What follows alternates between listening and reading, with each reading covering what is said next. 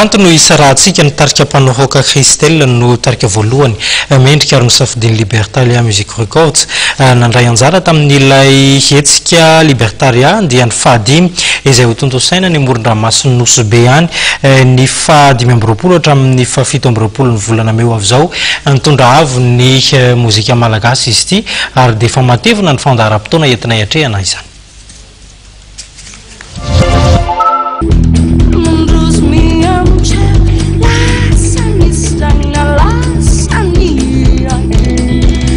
Tarika mpanoraoka Christelle ny tarika voalohany ny safidiny Libertalia Music Records andray anjara amin'ilay festival Libertalia andiany fadimy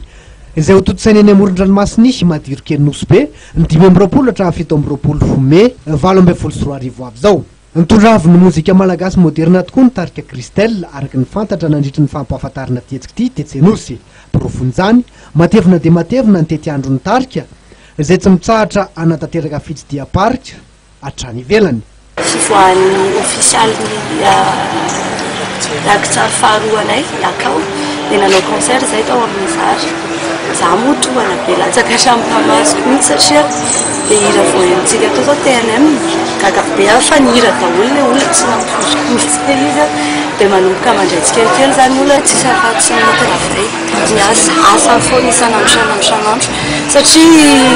kiletereniko tao tamin'izay tamin'ny octobre nahita an'ilay niveau extérieur izay anisany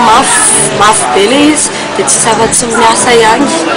Ny safidina manokana i Nosy no izy amoron-dranomasina sy talaky masoandro.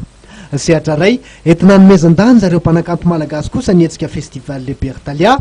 mialohan'ny hitondrana azy ireo any ivelany mba ahafahany mampiseho ny talentany sy mba hisongadinany eo anoloan'ireo mpanakanto avy amin'ny firenena maro samihafa. Hoy ny tompony andraikitra avy eo amin'ny Libertalia Music Records.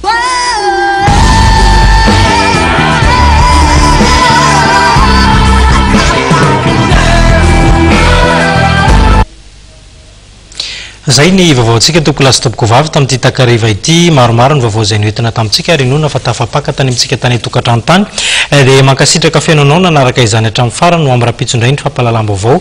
sy ny sampana eto anivon'ny fampahalalam-baovao manome fotoana ao antsika dia apetraka ny veloman-drapitafa ao amin'izay indray ary mankasitraka toboko.